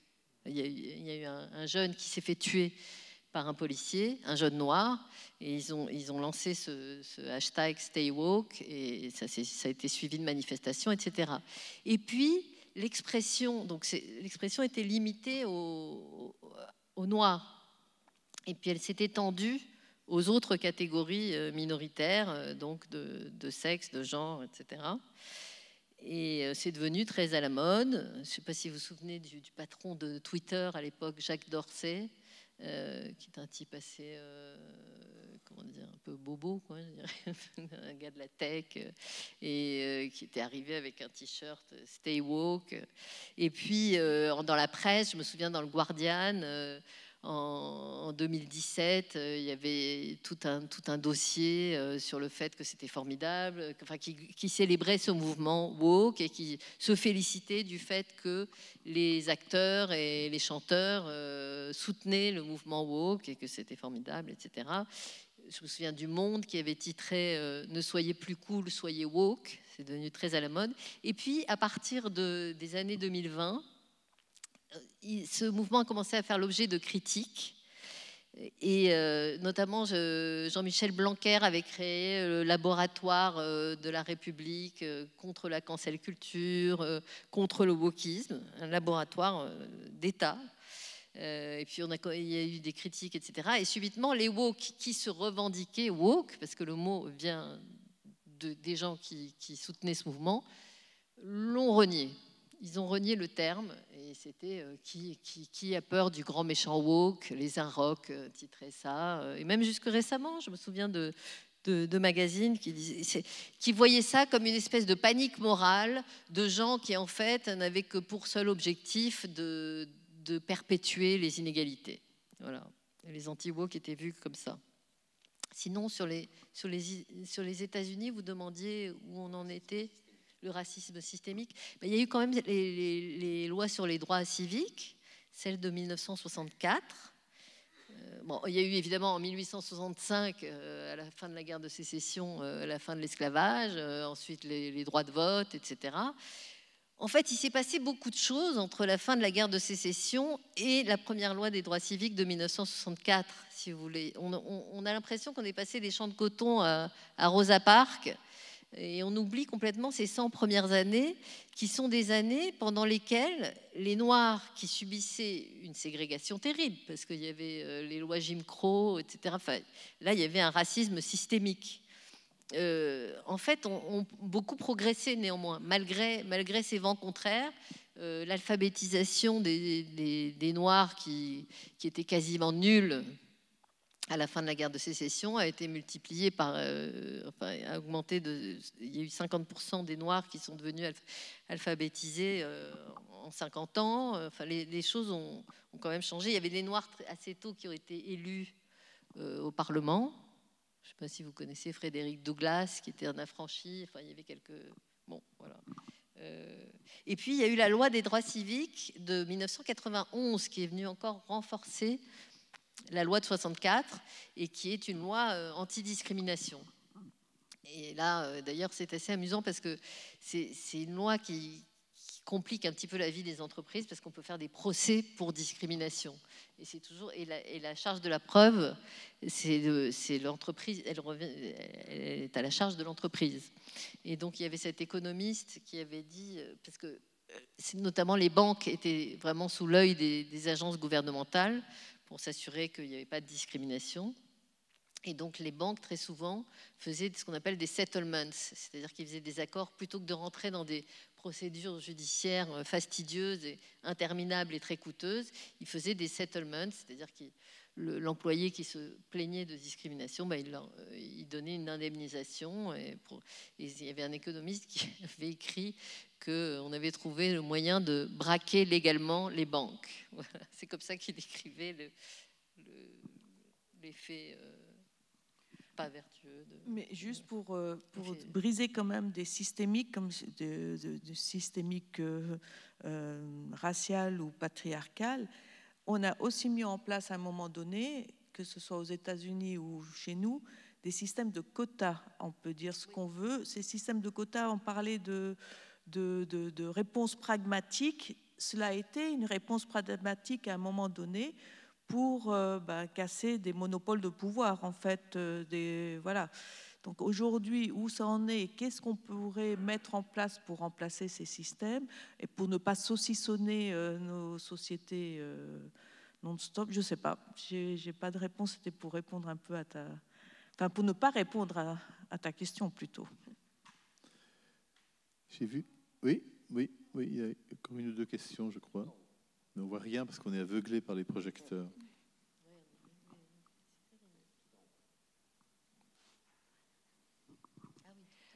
Oui, bonsoir. Je suis arrivée avec un peu de retard, donc désolée si je vous fais répéter certaines choses qui auraient pu être évoquées. J'ai une question concernant l'identité, ou plutôt les nombreuses identités aujourd'hui qu'on essaie de défendre. Quelle solution réaliste est-ce que vous penseriez qui serait adaptée pour répondre aux différents besoins des identités qui revendiquent à la fois leur existence, leurs valeurs et leur distinction par rapport à d'autres groupes? C'est-à-dire aujourd'hui, on est dans une époque où la logique, c'est un petit peu défendre son marché du malheur, on va dire. Il y a voilà, les groupes homo, les groupes racisés, les groupes genrés, les groupes tout ce qu'on veut. Et comment est-ce qu'on peut réunir la société dans une logique, on va dire, d'union sociale où on ne soit plus chacun de notre côté, mais une société qui fonctionne dans un ensemble intelligent? Ben oui, mais c'est le problème des politiques identitaires, c'est-à-dire que on est censé parler en tant que femme, en tant que noire, en tant qu'homosexuel. Donc c'est une insulte à l'autonomie de pensée. C'est pour ça que c'est un problème, les politiques identitaires, à mon sens. Et c'est en ça que ça contredit l'universalisme, puisque enfin, c'est absurde de s'imaginer que les pratiques sexuelles déterminent le jugement. Enfin, je pense, je sais pas, ça me paraît... non, je sais pas. Le micro ici.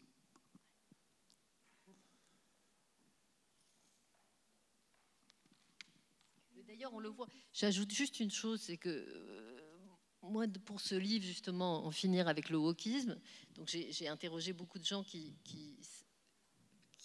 s'attellent à combattre le wokisme, disons-le.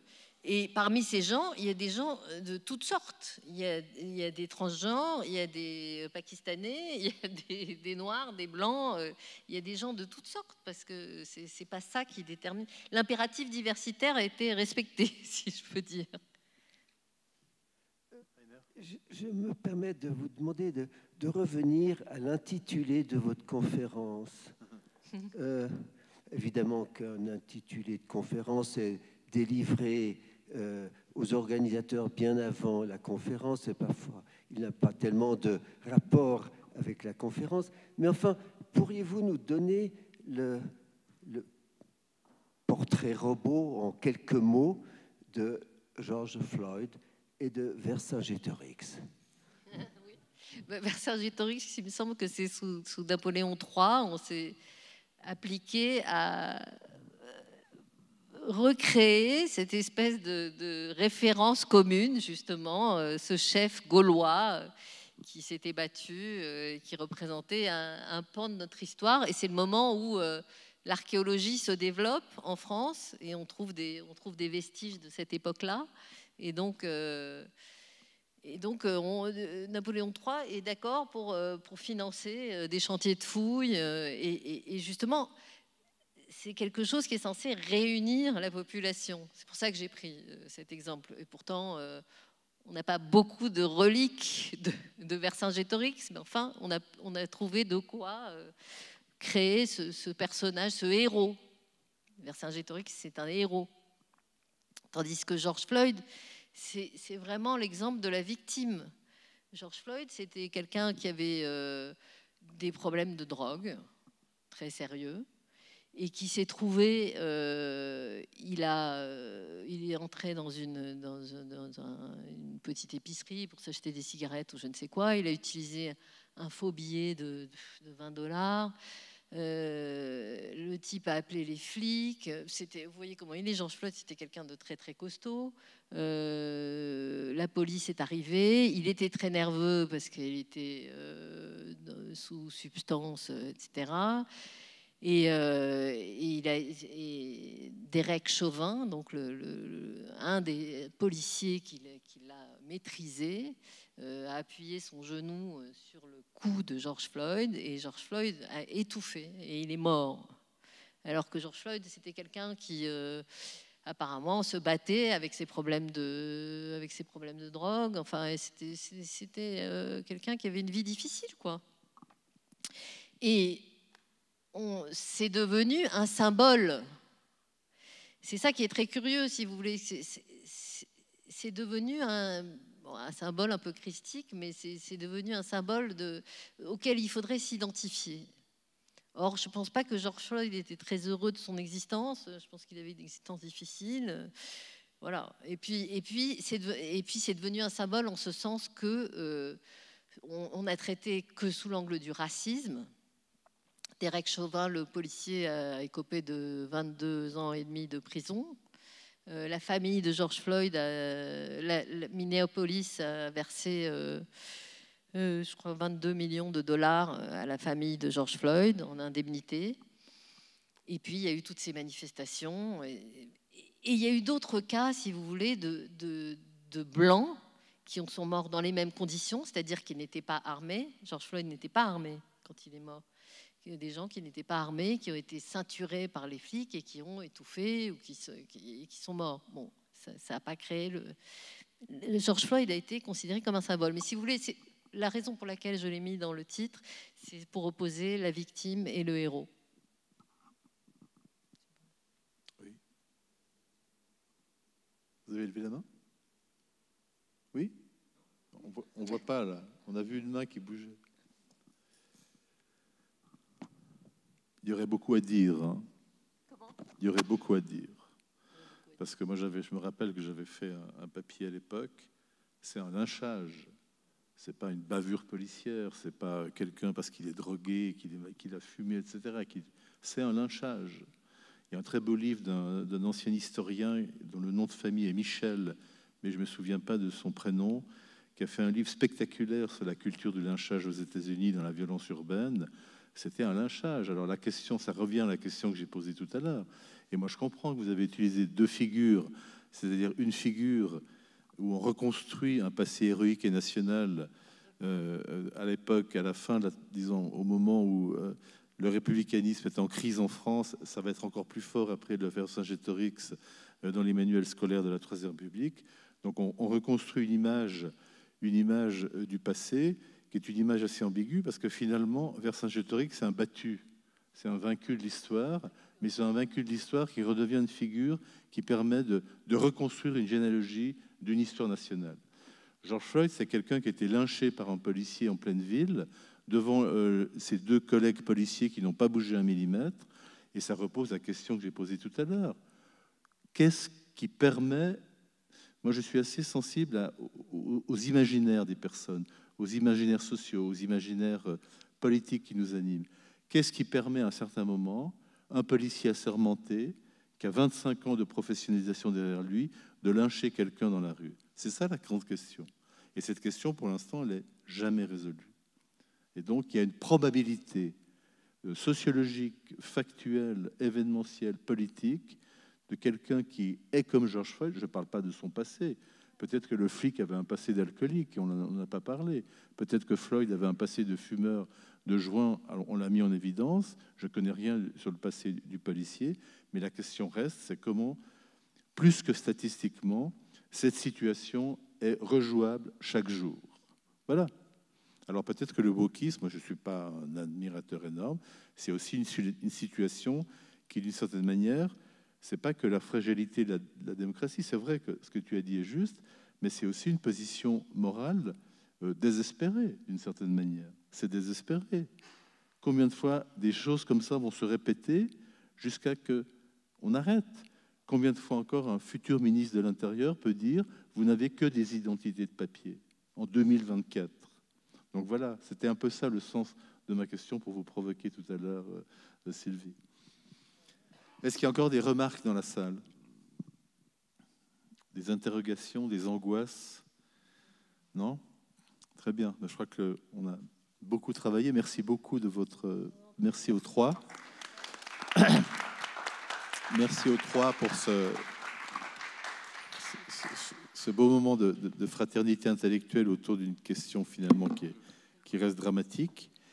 Et puis je vous rappelle que demain soir, le troisième moment des rencontres internationales, nous aurons ici Olivier Roy, qui est un politologue et qui a aussi beaucoup réfléchi un peu sur la veine confessionnelle aux problèmes contemporains que posent les reconstructions, les déconstructions identitaires dans notre société. Merci à tous et bonne soirée.